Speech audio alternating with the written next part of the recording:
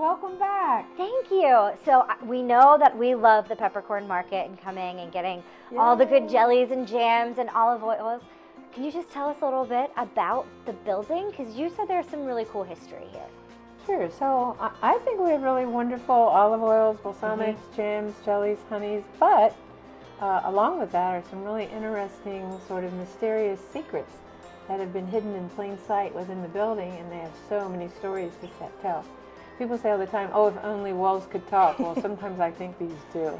Wow. Yeah. I'd love to learn about it. Do you have time? Sure. Yeah. Okay. Come on, I'll show you a few things. We'll just start right here, for example. So stone cellar walls are actually pretty common, but on the other side of this one are the entrances to the tunnels. And those tunnels would have led to the fort during the French and Indian War. This building is 266 years old. It was built in 1758. And it's what they call the only extant or still standing structure related to the French and Indian War. Other places have some foundation, but this is just like the day they left it with very few changes. Wow, that is amazing. And how did you find out about this? Oh, we were only going to do just a very, very simple renovation. We were just going to knock a hole in the wall to connect these two storefronts. And then we discovered these huge beams and all kinds of different architectural changes. And we're like, wait a minute, what is this? And so we brought in some historical consultants. Larry Smith is our local one. And of course, he was very interested he'd been looking for this building, as many other people had too, for a long time. It was just hidden in plain sight. It was the powder magazine or the armory for the fort originally. That is amazing. Yeah. Oh, I can't wait to learn more today. Oh, sure. Well, come on over here. Let me show you what's next.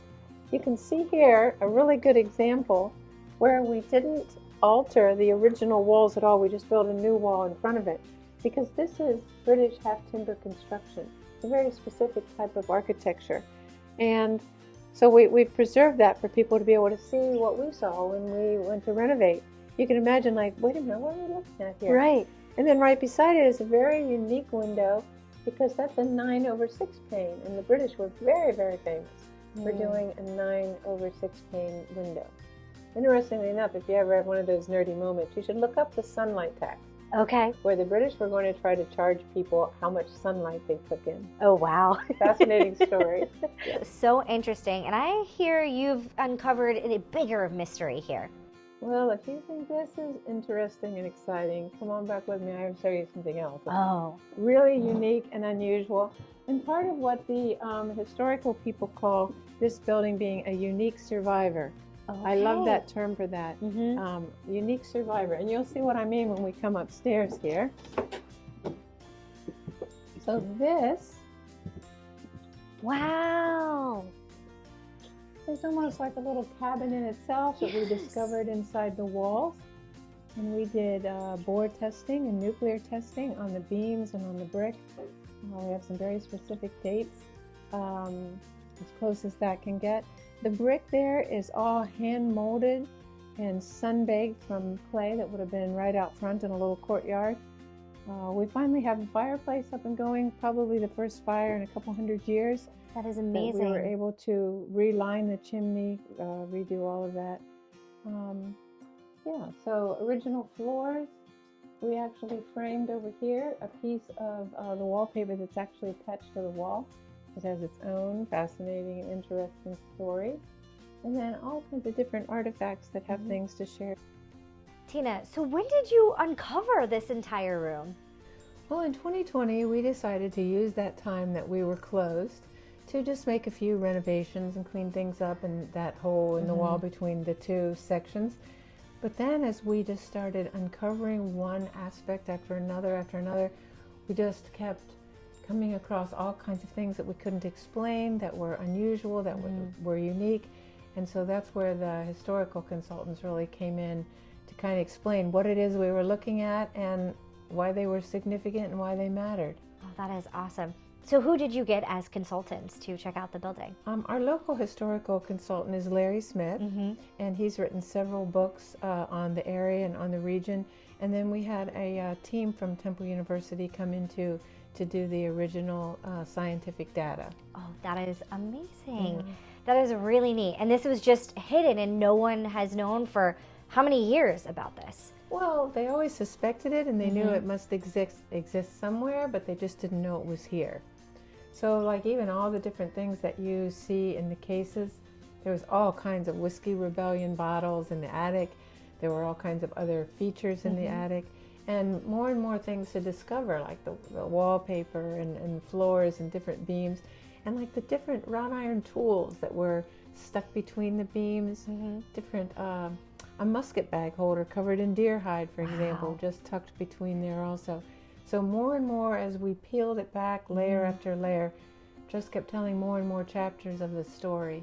So do you want to tell us, what do the historians think this building was used for back then? Well, they know that it started out, and this is a really good piece of art here to kind of explain. This is what the building would have looked like when it was brand new, almost like a little hut over the entrances to the tunnels. And perhaps there wasn't even, as some theories go, a second ceiling there so that they could stack the gun barrels and ammunition 2 stories high. This would have been a little courtyard where you see this alley here, and this was the Rising Sun Tavern next door. It burned down in 1898. The fire truck on its way here had its wheels fall off. Oh no. I know, bad timing. So that is the situation where that alley is still there, although that building sits at a different angle. But that kind of tells you the story. This is exactly what the brick and interior of the building looks like right now. Tina, you have uncovered such a slice of American history. How do we even begin to tell this story? You know, that was a very big challenge because I wanted to be able to tell all 266 years of the story. Yes. Also to highlight all the historical significance, but also be able to have it function, you know, in the modern world. One of the really interesting things we did first was to find this stained glass screen here. That's very representative of all of the stained glass panels that we found buried inside the walls above the front door. And so I thought that would tie those two things in together, the stained glass when you enter and then the stained glass for here. Because you have to start just getting the ball rolling about how you will present these things, and then also how to preserve it at the same time. So that's also what we did with this wallpaper that's on the wall here.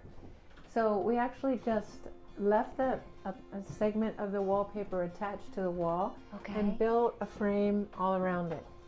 Now you see there's all kinds of different stripes, but that's the acid from the lath, although it's beautiful that way. And then Kevin Kutz, who's big into the art world here in the Art Museum here in Bedford, he painted that of what the wallpaper would have looked like when it was original. Amazing. To give you an idea what that would have looked like when it was new. And you can still see some of the lath and acid marks here. These are all different things, of course, that we've discovered throughout the attic or throughout the building, and including a boar's jaw with a big tusk. Oh, wow. We have other things that are not in here, like lacy French Parisian corsets that probably had a lot to do with other endeavors. And then this here is very, very, very significant to us and to American history. This is a letter that was given to us by the Haynes family. And it talks about a young boy, insignificant, farm worker, agricultural boy who came to Bedford, Raystown at the time, on June 24th, 1758, to build the fort. Wow. And this building associated with it. We don't know if his letter made it home. We just know he didn't. He only warranted about 3/4 of a sentence in the death log. Said his name, said he was scalped, and the date. But now we talk about him all the time, and we remember him. Of course, we're always going to remember Washington and Forbes and Mercer, but now we'll be able to talk about this mother's son. He addressed this letter to his family. This has a long history because a couple in San Diego, California, were shopping and they found this at an antique store. They bought it because they had the same last name, and they were studying their genealogy, and they thought, wouldn't that be cool if we were related? Turned out they weren't related, but they did all the forensics. This is a French cloth with silk threads, which is one of the reasons why it's so well preserved. But they made a trip here and donated it to us, and it's very significant to us and to the very earliest history. That is fantastic. That is so neat. So Tina, how do you keep this going? How can people come visit here at Fortified Bedford? Well, On days that we have someone available to be able to walk through people through and tell them their stories, we leave the door open and we welcome them to come into this, what we call the sacred space. And a long time ago, one of the first people that, Roberta Miller, who came into this space, said, "This room feels like a hug." And so it's often referred to as that way too. But people can come back and we'll tell them the stories and show them as we have time. But for more in-depth stories and information, we have a Fortified Bedford House page on Facebook. Okay. And there's also a link to the website that's managed by Larry Smith, our historical consultant. He has so many details and maps and documents. And then he also has written this book, which is a fascinating, a fascinating study of the building, and not only the maps and the documents and the photos, but also what significance that has and why it matters and how it contributed to the overall American history, since this was way pre-Revolutionary War even. So this is a great book, and all the proceeds from this go to support the building, which is through our 501c3. We created a nonprofit group called the Friends of the Fortified Bedford House to kind of help us have volunteers for fundraising, to collect donations, to kind of preserve this part separately from Peppercorn Market.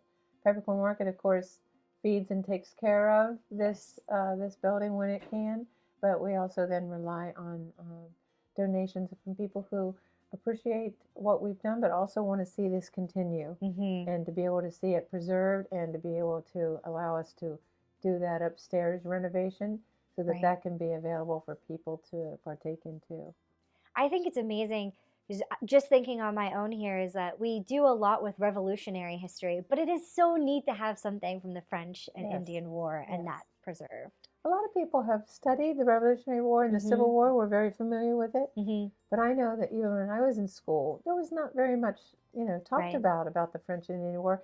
And actually, without that, there wouldn't have been either of the other two. Yeah. So but I didn't know that until I started to uncover all of these stories and details. Well, this was amazing. Thank you so much for having me today. Thank you. Thank you for being here. Thank you.